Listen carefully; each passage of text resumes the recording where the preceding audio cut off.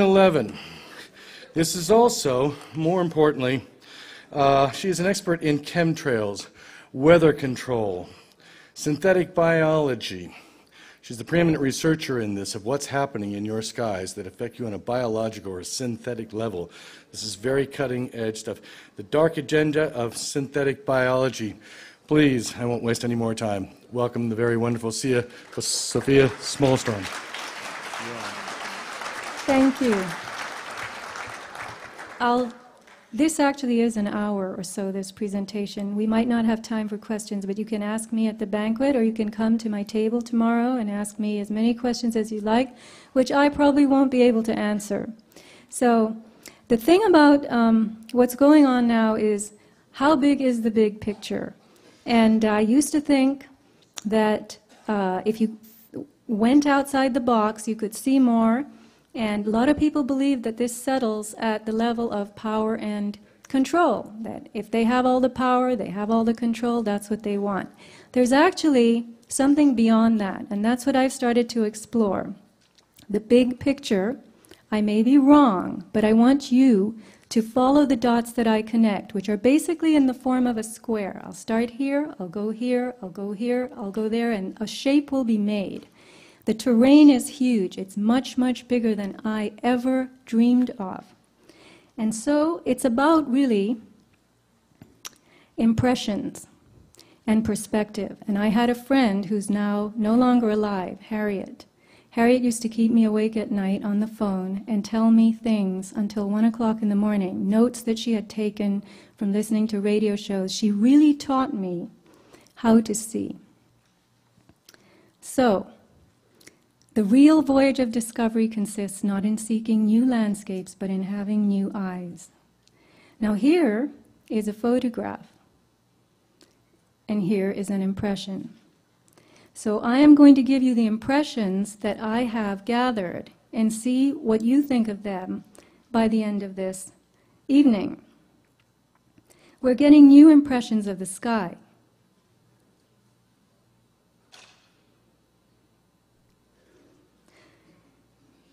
Once upon a time, clouds used to be puffy like this.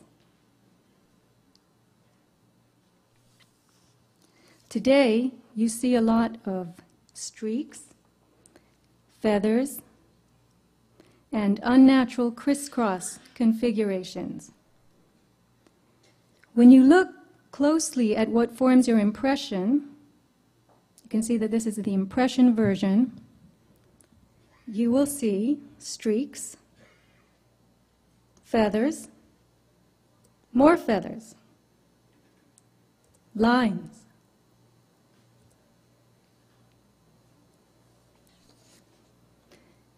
When you look closely at the lines, you see this. Looking at a collage of lines,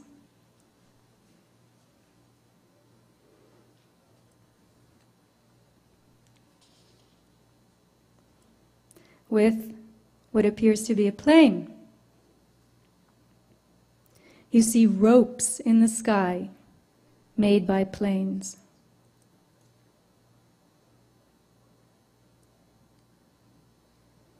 Forming a web, a haze.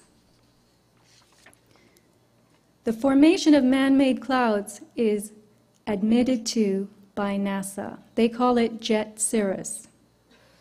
We're told that new atmospheric conditions are causing jet contrails to linger in the sky.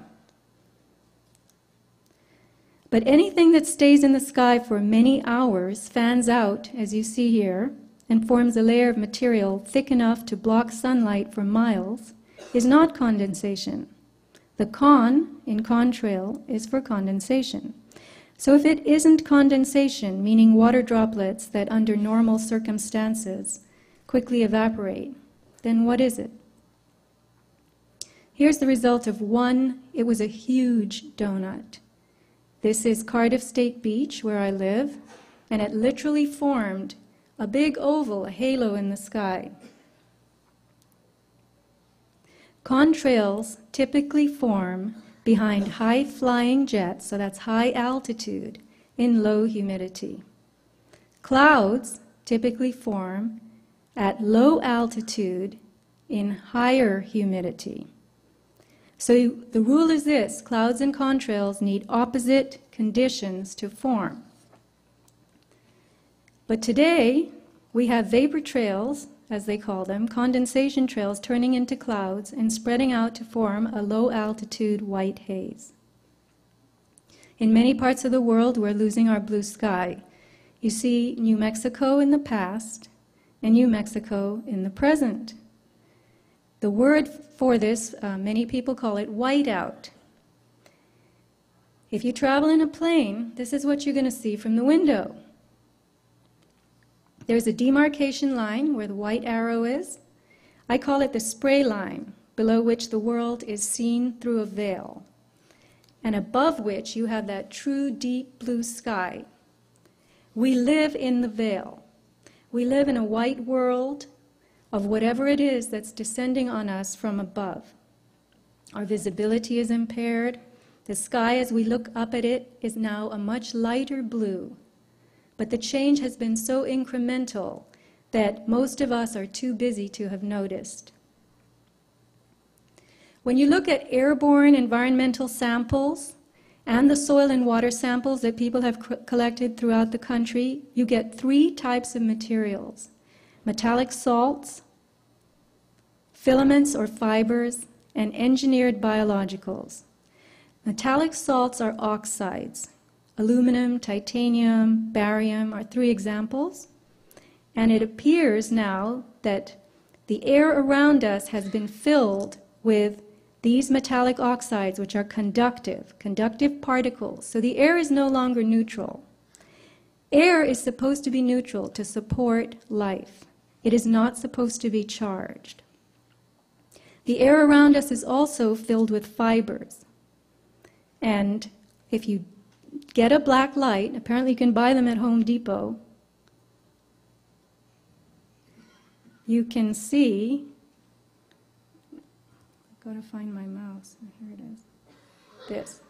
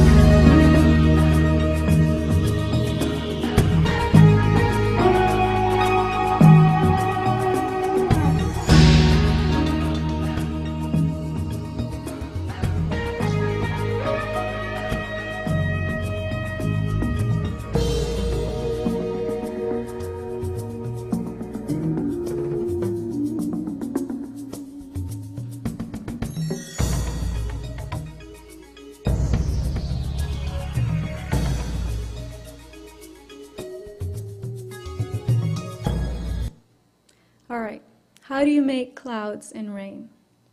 Clouds are formed from moisture that evaporates from the Earth's surface, carried upward on air that's warmed by the sun. As the warm air rises, it begins to cool. There's a certain point, they call it the dew point, D-E-W. And at that point, the moisture in the air begins to condense around particulates which are in the air. And these particulates are usually dust or salt. These particulates are called condensation nuclei. They have an affinity for moisture, dust, salt, like water, okay? As more water vapor gathers around the particulates, the combination becomes unstable, which is a raindrop. So we know that particulates in the atmosphere nucleate, meaning they gather into raindrops. Now here is something interesting. Daniel Rosenfeld, he's an atmospheric scientist, Hebrew University, Jerusalem. He claims that pollution particulates actually prevent rain by forming very tiny, very stable droplets that remain suspended and do not fall earthward. Now this was headlines. You can Google, pollution stops rain.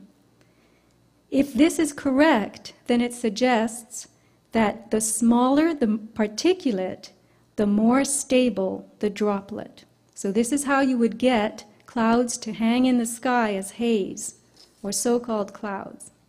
And so it would seem that you could create cloud-like masses simply by releasing small enough particulates into the atmosphere. And those clouds would not fall. They would spread outward instead to form haze. Which leads us to the subject of geoengineering, defined as the large-scale manipulation of the Earth's environment to suit human needs and promote habitability. Last year, scientists began to discuss something called SAG, stratospheric aerosol geoengineering, which was supposedly spraying soot and sulfates in the atmosphere to form a shield against the heat of the sun. This presumes the notion of man-made warming, the idea being that atmospheric science can rescue us from climate change, which is nature's retaliation against us for creating global warming.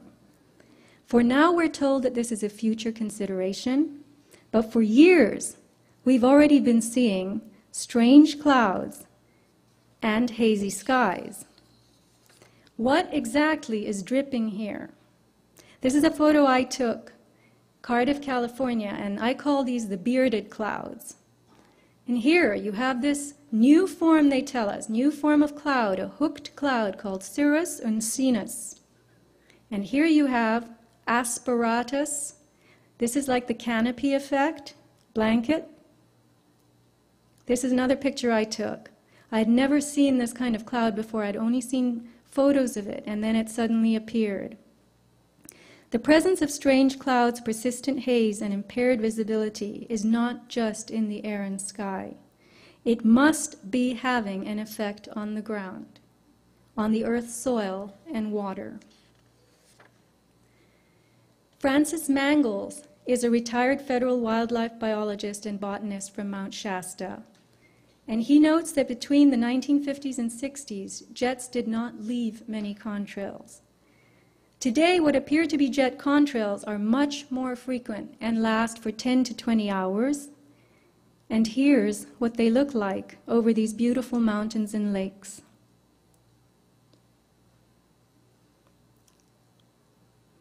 Now this would make a lovely view, don't you think? Counting all trails in every direction over Mount Shasta, Mangles says, the FAA indicates there can't be that many flights per day. The number has been as high as over 30 contrails at once, and I've counted 100 just before weather fronts. Typically, heavy spraying days are just before weather fronts that come in from the Pacific. So here you have a photo of this man who is a retired federal wildlife biologist and a water specialist. Lab tests from Northern California show very high levels of aluminum and barium in soil and pond water. Francis Mangles told me that at 100 micrograms per liter, when he was working for the federal government, you were shut down, 1,000 micrograms per liter. So I asked him what normal is, what's tolerable, and he said 5/10, 0.5 micrograms per liter is considered normal. So here you have the findings from pond water in Mount Shasta. You can see 12,000 micrograms per liter. UG is short for microgram, which is 24,000 times normal. Snowdrift at 8,000 feet, 61,100 micrograms per liter. Way, way past normal. And here you have a lined pond. So please picture a lined pond. A pond with a liner, vinyl something, in Bella Vista. And you got a reading, or the person who did this, I know him, Dane Wigington, got a reading 375,000 micrograms per liter in this little pond. Mangles has, I will repeat, a master's of science in water-related subjects.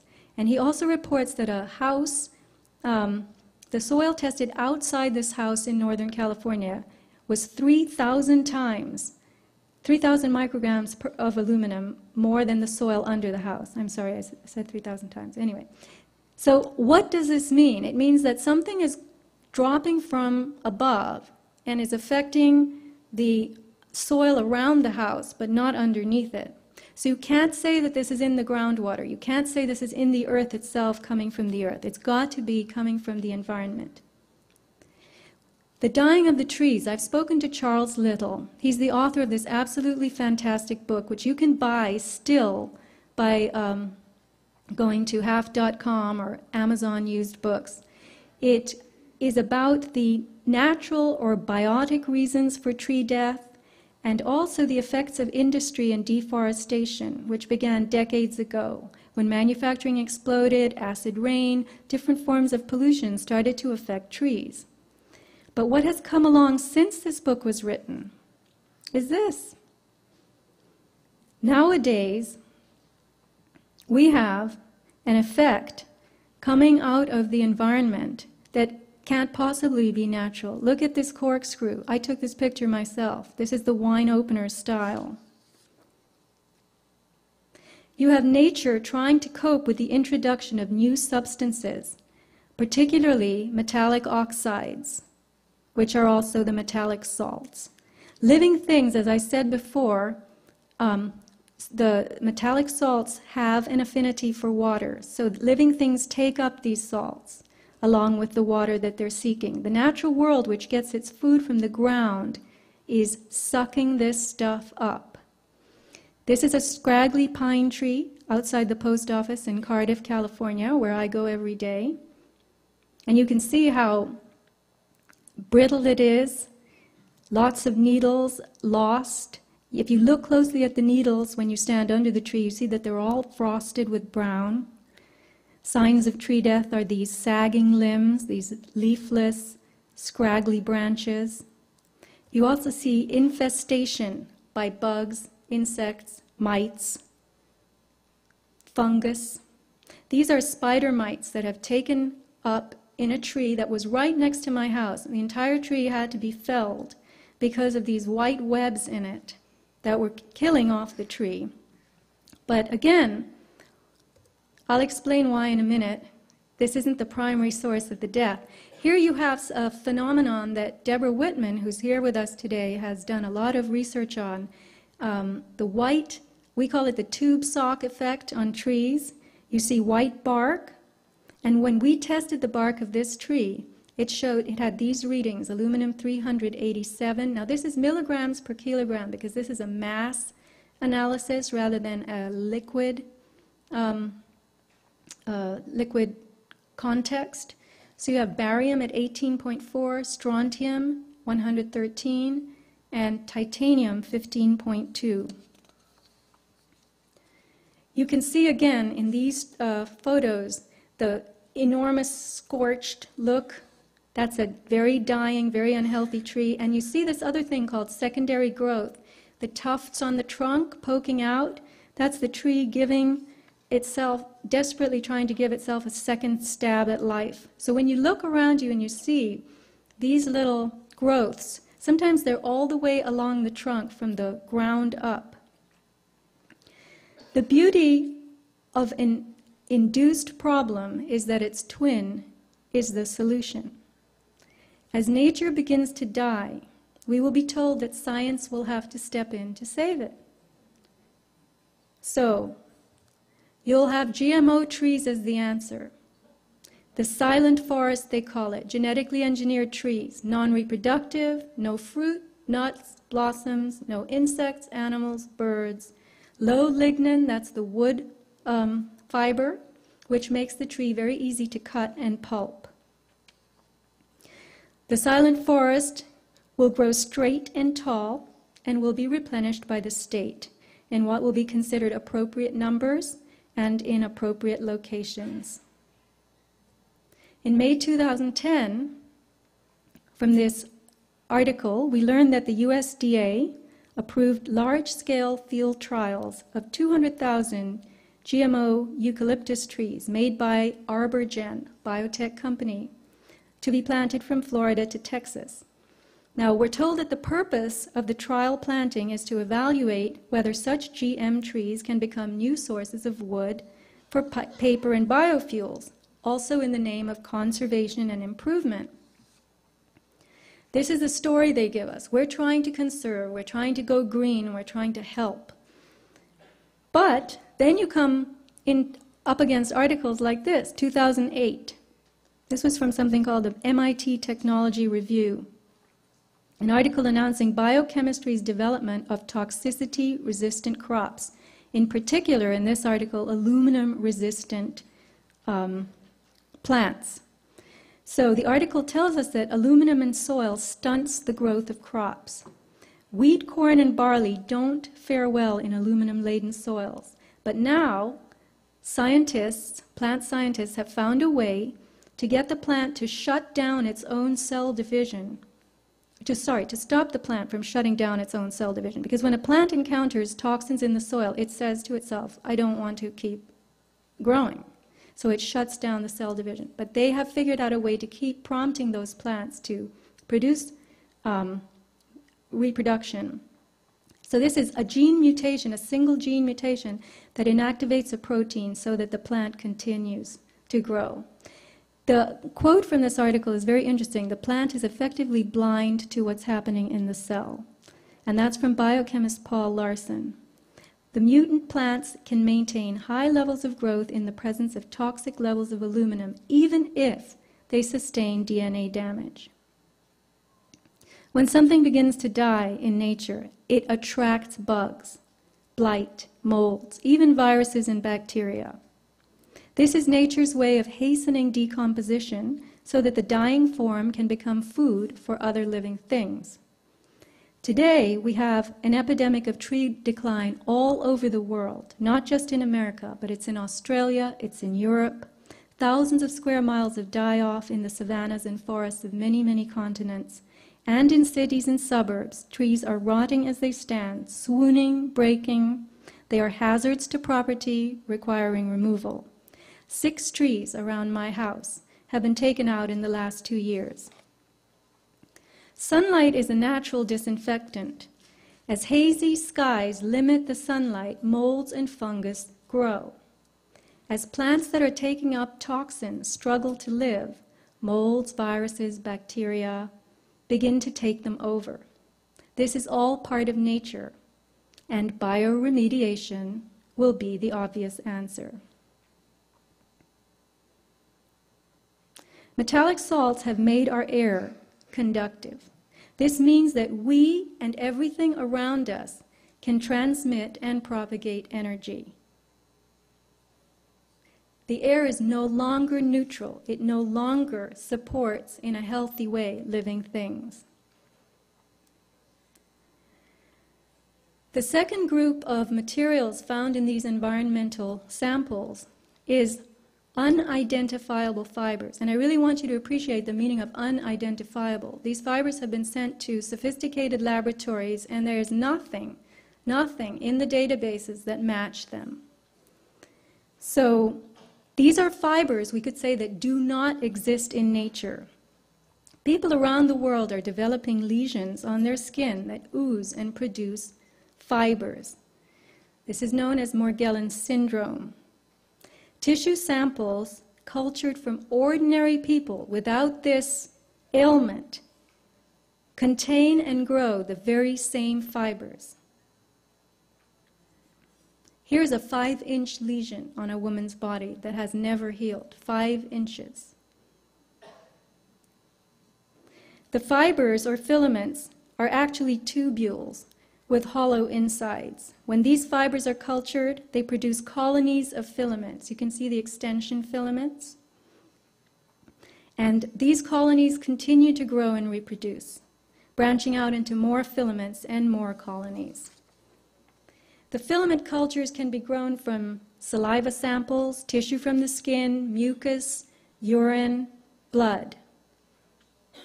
From animals and people, regardless of the presence of the Morgellons condition. The fibers are segmented with visible structures inside them. So where do these fibers or filaments come from?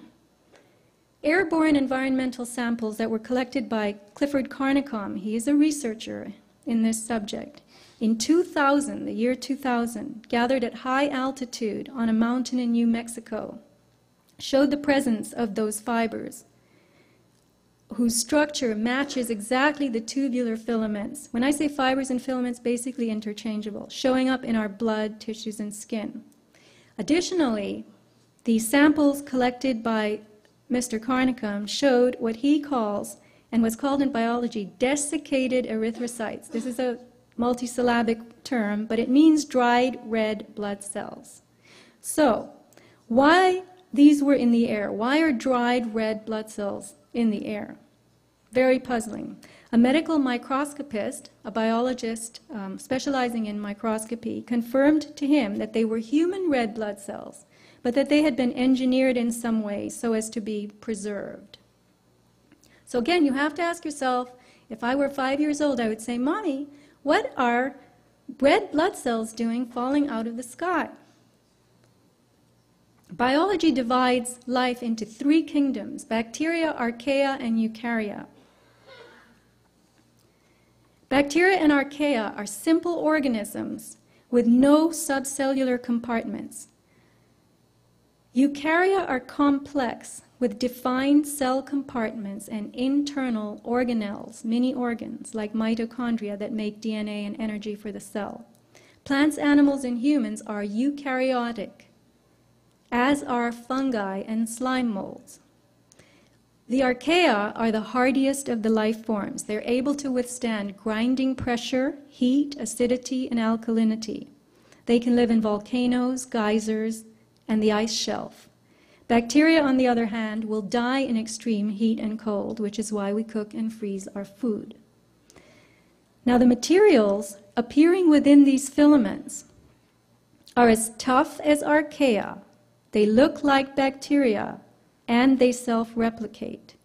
One looks like something called mycoplasma, but is not. One looks like chlamydia, but is not. And natural fibers, or filaments, would be classified as fungal in the domain of eukaryotes. But these fibers contain forms from the other 2 groups inside them. You're looking at a tubular fiber with self-replicating internal elements resembling bacteria and behaving like archaea. That does not happen in the natural world. So what are they? What's going on? It appears that within our bodies we now have all 3 life kingdoms replicating themselves. What does that make us? Are we still eukaryotes, or are we becoming something else? You could call this transbiology, a crossing of biology, the creation of hybrid forms. Materials are forming in our bodies that are not native to us, not natural, and entirely new. You can see in these pictures the tubular filaments with the branches. They're branching off. That's their self-replication. They're creating new colonies. And you can also see in the bottom picture a little bud. That's the beginning of a new fiber. The territory of things on the scale of atoms and molecules is the nano world. Science has opened up the nano universe, where incredible new creations are possible.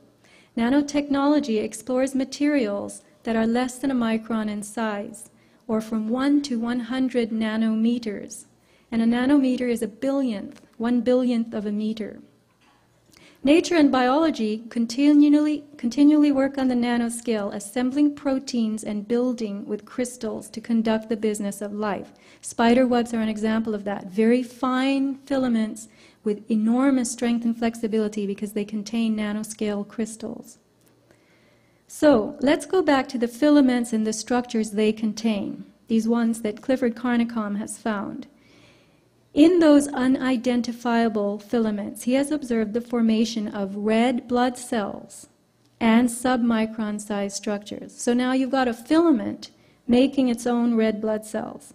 The engineered cells, the red blood, very, very tough, withstanding excesses of heat and chemicals, indicating that they are designed to endure almost anything. He has put them in a Bunsen flame, he has poured bleach on them, acid, and they still endure. In addition, they are able to replicate, growing outside of the body in a petri dish. This is highly sophisticated technology, going on by itself, not in a laboratory. So we're witnessing red blood growing outside, having nothing to do with the bone marrow, in a petri dish, in somebody's very low-level lab.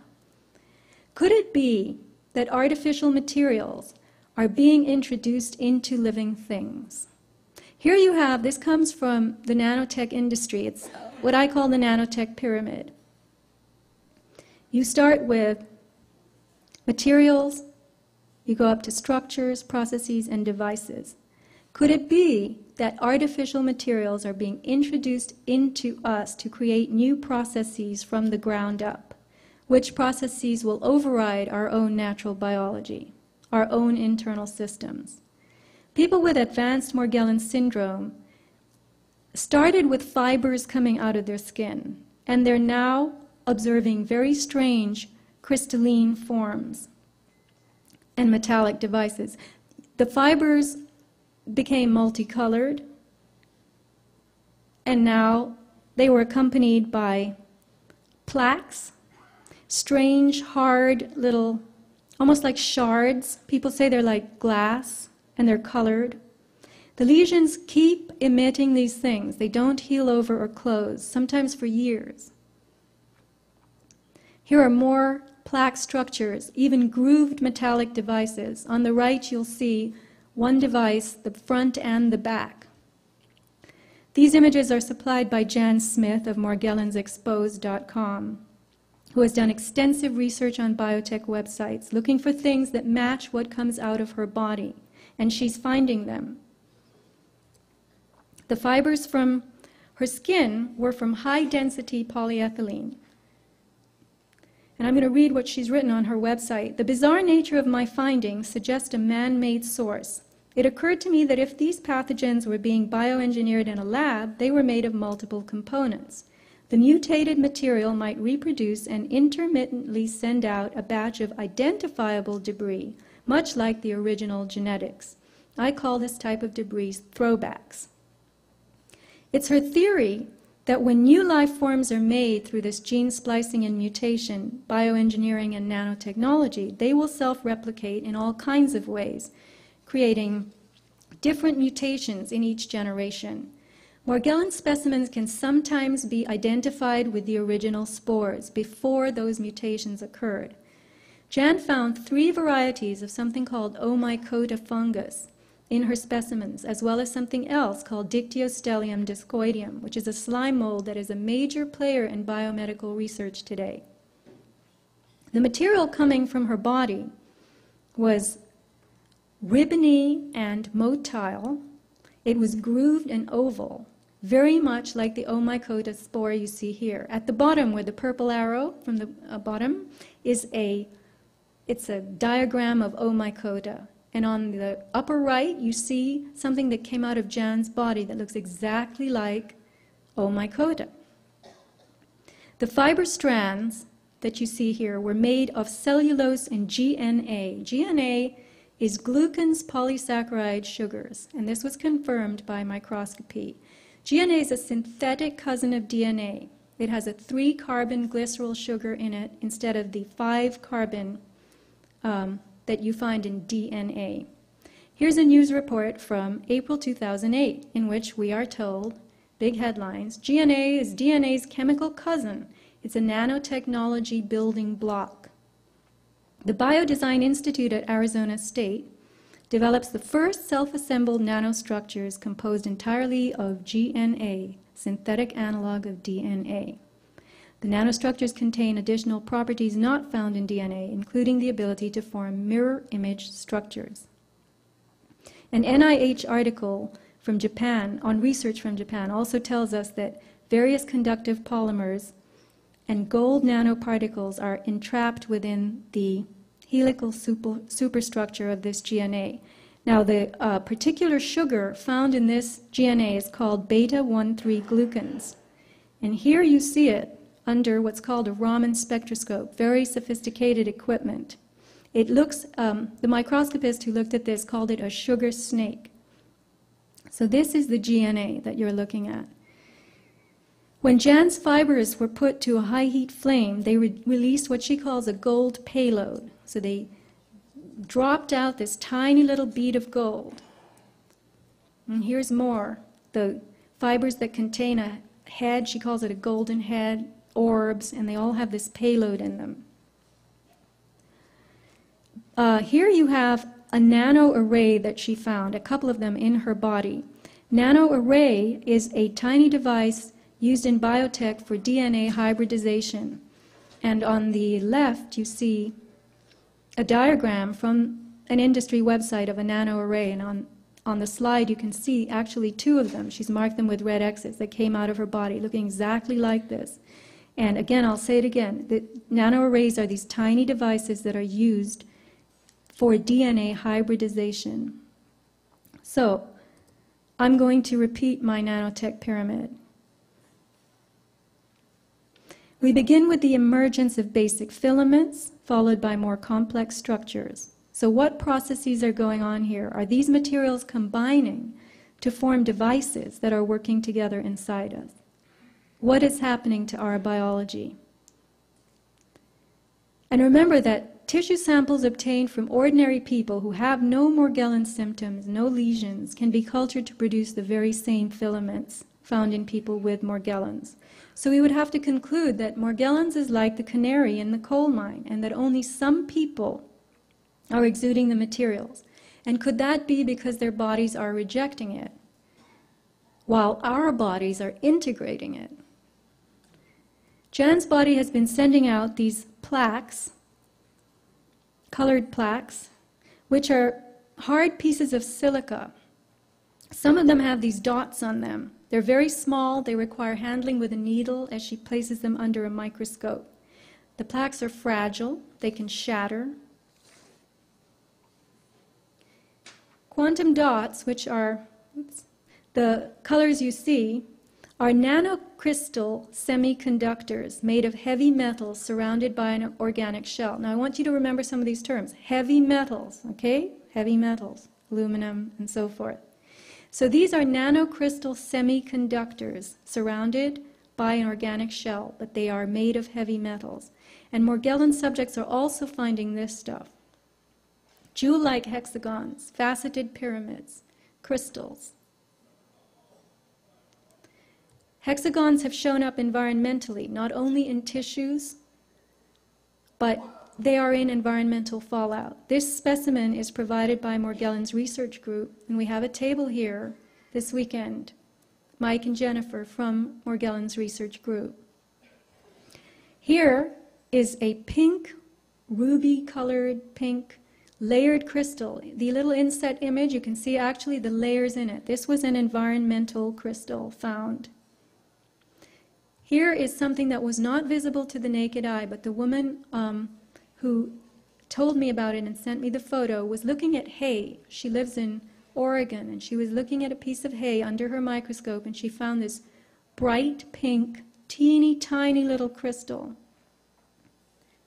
You get crystals with embedded hexagons, strands that glitter. The one on the right, that's a glittering strand that came out of somebody's body. Here's a picture of tissue from a lesion with several crystals. You can see the arrows attached to it. You can see the fiber coming out from the bottom. You have combinations of wires and those quantum dots. Now here are the nanotechnology dyes. And there you see the colored plaques that have been coming out of people's bodies. One on the below has fibers attached to it.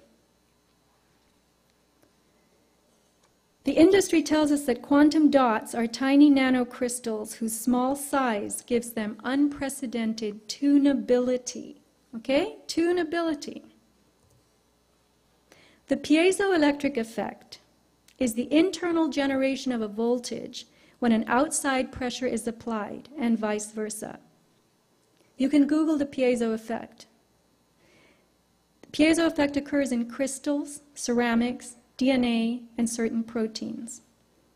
So an example is, when you put a frequency to a crystal, it generates a voltage.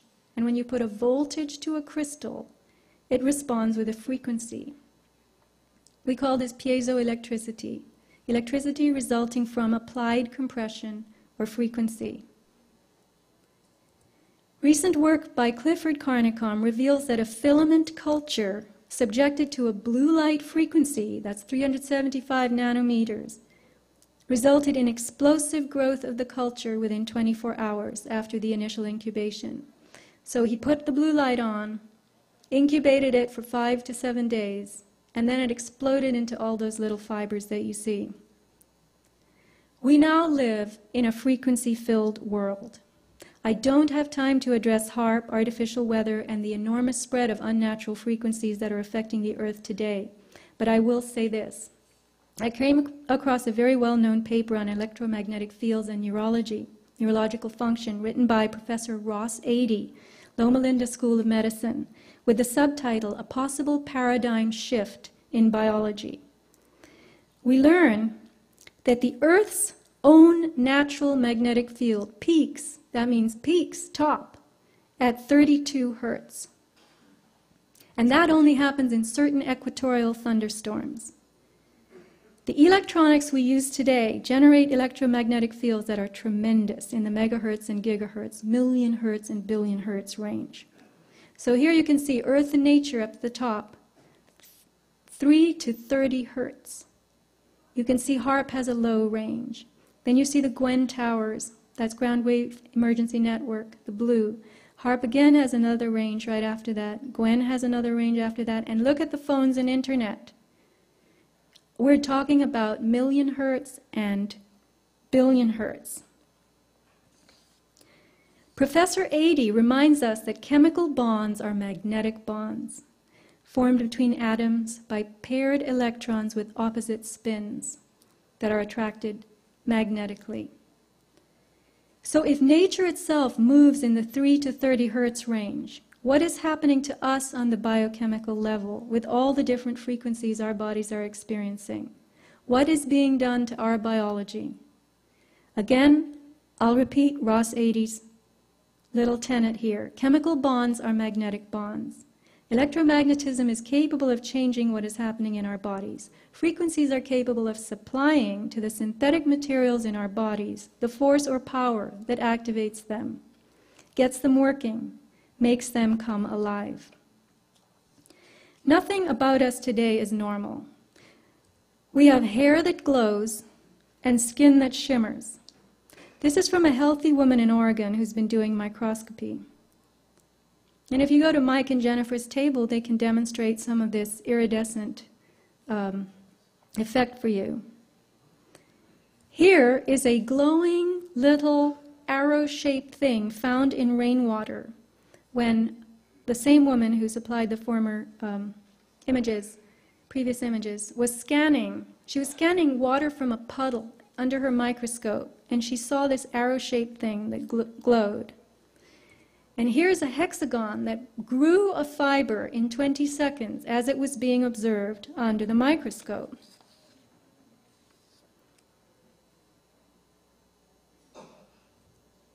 The field of synthetic biology is a new frontier of science. It draws from biochemistry and biomedicine, genetics, robotics, radiation biology, and information technologies.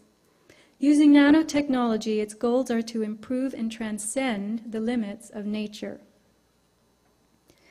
On February 21st of this year, Time magazine had a feature story on the singularity, the term signifying the merging of man with machine. The story was released on Valentine's Day, February 14th, to underscore a love affair, the marriage of humanity and technology.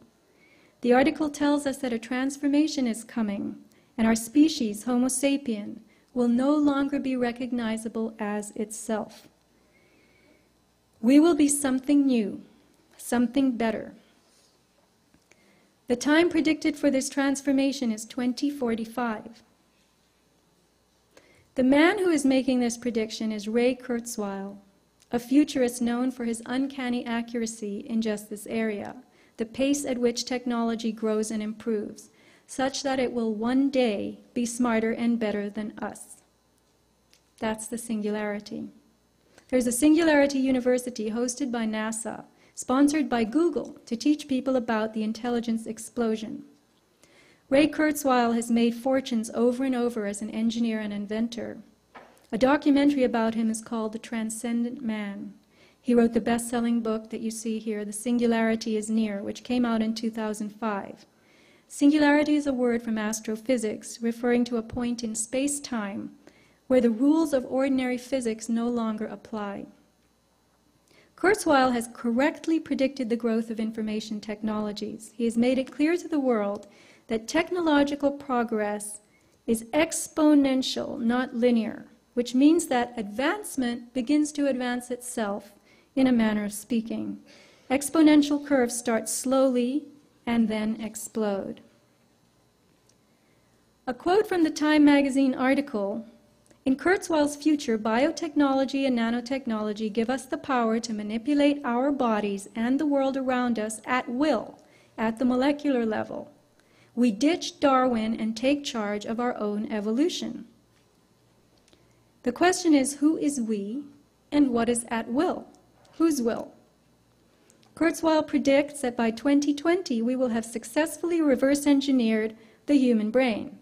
And when hyper-intelligent artificial intelligence arrives, all we have to do is hand ourselves off to it. Armed with advanced nanotechnology, AI will solve the problems of the world.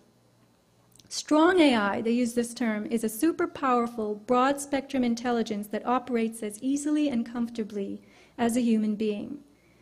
It isn't just a chess-playing computer.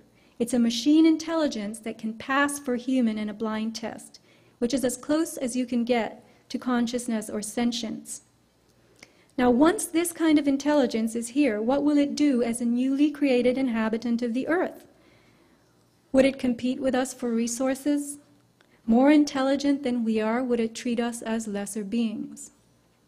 Would it recognize that we made it, or would it overrun us? Kurzweil is one of the world's leading transhumanists, number 30 on Time's most influential list.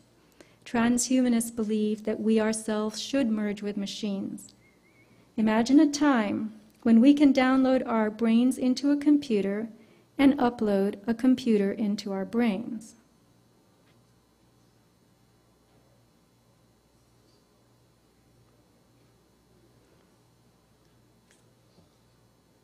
It's not starting. The three great overlapping revolutions sometimes goes by the letter G and R. And G stands for genetics. Really, another word for it is biotechnology, is mastering the information processes in our biology. And we ultimately will actually be able to reprogram biology away from disease and from aging. N stands for nanotechnology. In the next 25 years, we will have blood cell-sized devices that go inside your body and keep you healthy from inside. That go in your brain and interact with your biological neurons and allow us to merge with non-biological intelligence. The third one goes by the letter R, which stands for robotics, robots. Really, though, refers to artificial intelligence. And that's the most significant revolution of all. In about 20 years, I've set the date 2029, a machine, an AI, will be able to match human intelligence and go beyond it. So artificial intelligence, which will give us not just more human intelligence, but will actually give us superhuman intelligence, will enable us to solve problems that we're not able to solve today.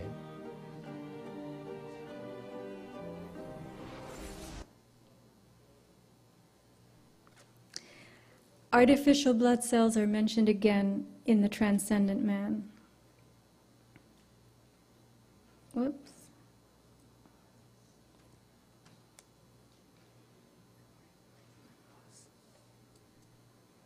None of this is working. I'm sorry, oh, here it is. Okay. Biology is very impressive and intricate, clever, but also very suboptimal compared to what we ultimately will be able to engineer with nanotechnology. We are building devices now that are at the nanoscale.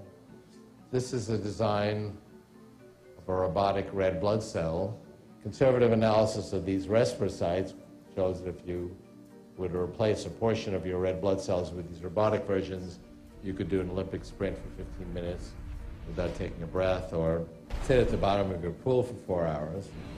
We'll be able to download software against specific pathogens, including ones that have never been seen before, not be subject to autoimmune disorders. And if you look at what will be in principle feasible with nanotechnology, we can go far beyond the limitations of our version 1 bodies.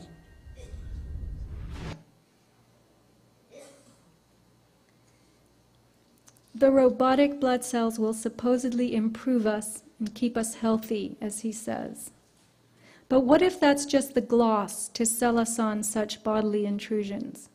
Just as we're being sold on the idea of a smart environment, a techno-matrix that will vibrate with not just intelligence but connection. What indeed is the World Wide Web? We may think it's the internet, but it will be the humming network of everything connected through ubiquitous intelligence, intelligence that is everywhere. Artificial intelligence will connect the world. Homo sapien will be transformed into Homo evolutus. Biological processes will be run by technology. Living things will not be reproductive. The earth will be populated with engineered species, and all processes will be patented, licensed, and controlled. You could consider nanotechnology the installation of artificial intelligence in living and non-living things. Smart dust and smart motes, for instance, are tiny nanosensors that can float and land anywhere. As Kurzweil declares, self-replicating nanotechnology will infuse everything around us with itself.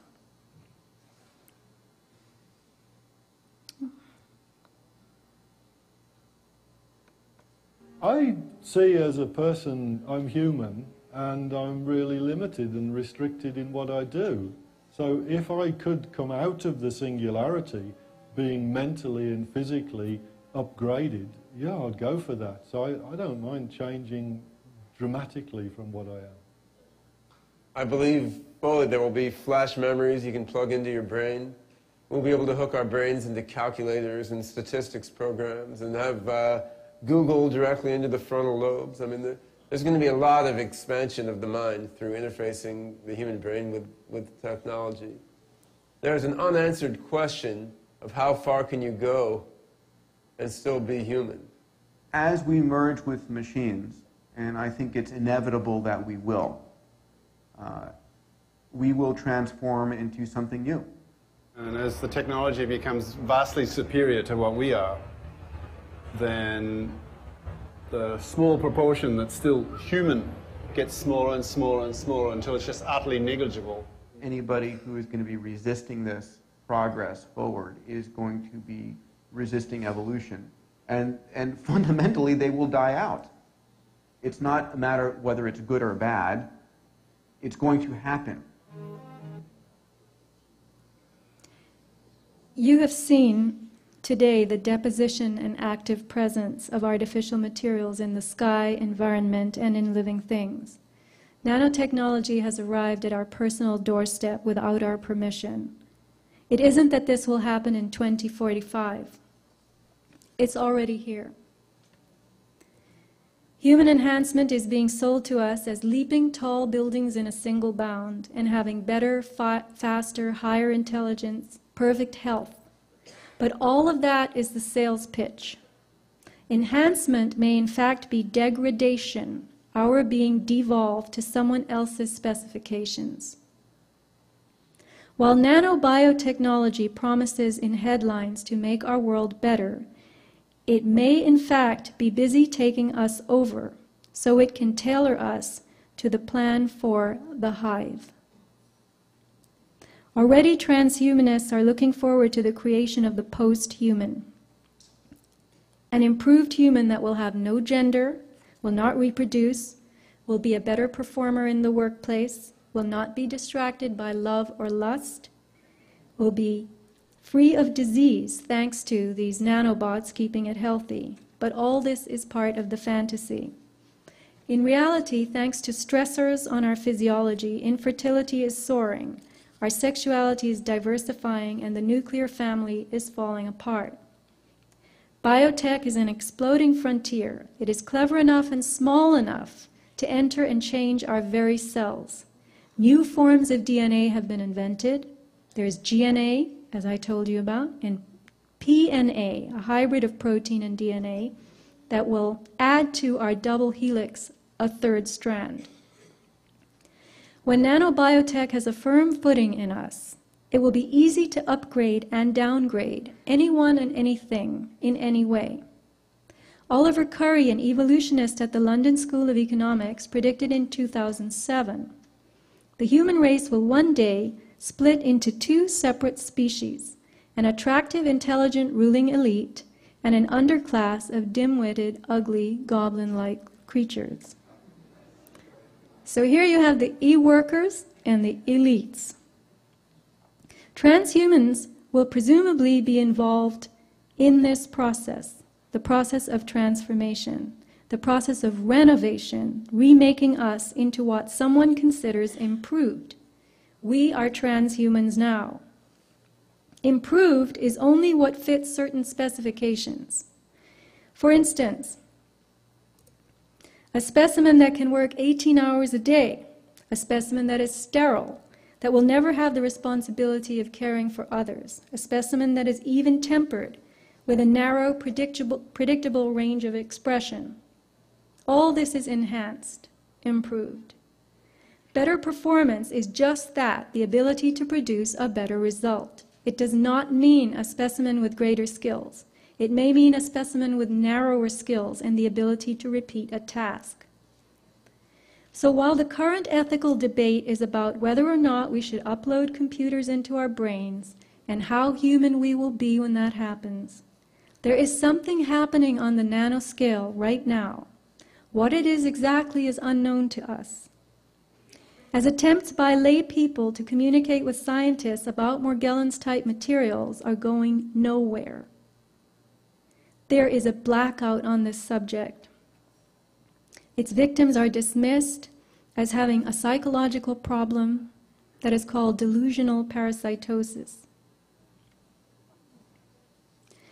The presence of patented creations in our bodies gives rise to intellectual property issues. We know what has been done to small farmers into whose fields the winds have brought genetically engineered strains. They are sued by the powerful agricultural companies who own the patents. Will the day come when we are subjected to the jurisdiction of corporations whose patented materials we are carrying in our bodies? It doesn't matter how it got there. The fault is yours if it is simply in your possession. This is a forced partnership between us and them. This is how we will be eternally owned by them. This is how they can push our biology from Homo sapien to Homo evolutus without our having a say in it. For now, engineered technology in all living things is a secret. But one day we may be charged with unlawful possession of something that has become a part of us that we cannot get rid of. The nature of biology is to adapt. As more unnatural elements enter our bodies, if we cannot reject them, we will find ways to accommodate them. You could call it Invasion of the Body Snatchers meets Sleeping with the Enemy. In fact, the original Body Snatchers movie contains some interesting lines. Your new bodies are taking you over, cell for cell, atom for atom, and you'll be born into an untroubled world. Don't fight it, Miles, it's no use. Their bodies were now hosts harboring an alien form of life, a cosmic form. Metabiology was a term coined by the famous Jonas Salk of the Salk polio vaccine. It describes a form of biological prospecting, exploiting genetics, using chemistry, physics, and radiation for commercial and other goals. The 1940s and 50s gave us the birth of radiation biology, the techniques of which were used to decipher the mysteries of heredity, genes, and immunity. Geneticists plumbed chemistry and physics, using X-rays and UV light to irradiate plants, fungi, and fruit flies to see how mutations altered amino acids and enzymes to form a new biochemistry. All this continues today. We are living, walking laboratories for powerful science in a society of increasing control. We are being altered. The future being spoken of is happening now. My question is, how will we transcend this? And I have one more clip for you.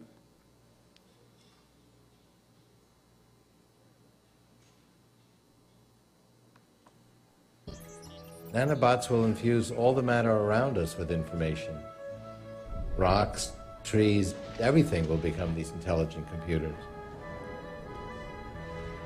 So at that point, we're going to expand out into the rest of the universe. We will be sending basically nanotechnology infused with artificial intelligence.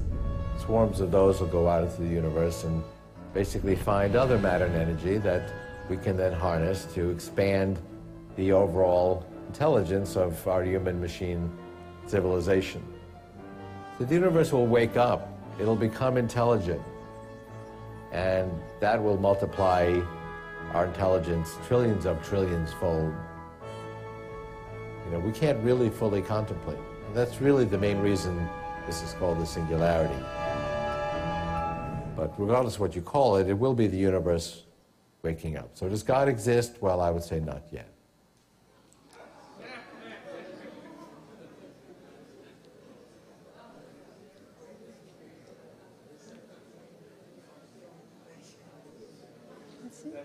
That's it. I'm waiting.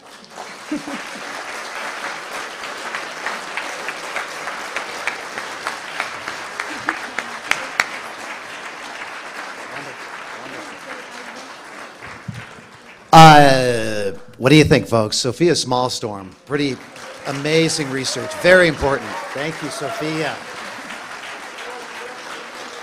Thank you very much. I predicted there would be no applause. And I don't know how much time we have, but, you know... do we have a little bit of time? We can leave any time. You can ask me questions tomorrow. As I said, I don't even know if I could answer them. A couple of questions. Yeah.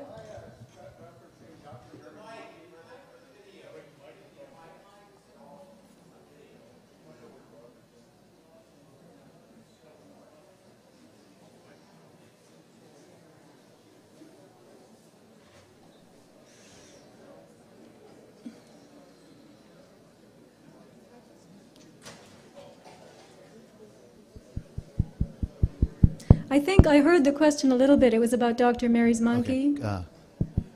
Speak up. Yeah, correct. Dr. Mary's monkey. Yes. With the Jonas Salk, brought up the Jonas Salk studies with the simian viruses, monkey viruses that contaminated the polio vaccines. I have a research associate who will be covering this at length on a website called waypasthuman.com.